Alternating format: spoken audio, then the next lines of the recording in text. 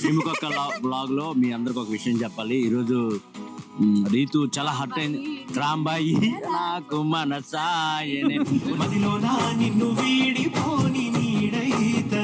Original ఆ song original rights ఇద్దరే. ఇట్లా నన్ను మధ్యలోకి నెట్టకు. మీ ఇద్దరి మధ్యలో అసలు నేను అసలు ఉన్నాను. సో తెలుసు కదా మీ ఏంటిది రివానా,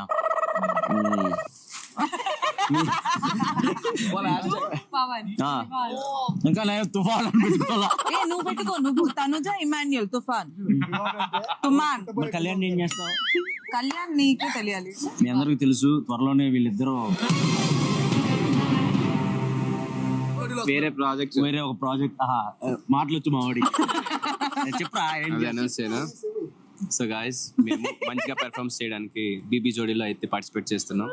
స్టే ట్యూన్. ఒకసారి ఇట్లా జోడీ అని అంటే ఇట్లా ఒక పోజ్ చేయండి. ఇట్లా పోజ్ చేయండి. పోజ్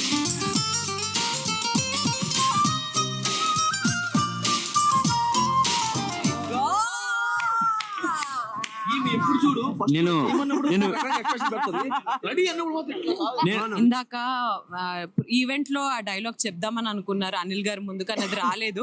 ఇప్పుడు నా ఛానల్ కి చెప్తారు. ఇది అనిల్ గారికి నేను చూపిస్తా. శశి ఆ డైలాగ్ చెప్తారు. రీక్రియేటింగ్ శశి వరప్రసాద్ గారి సీన్.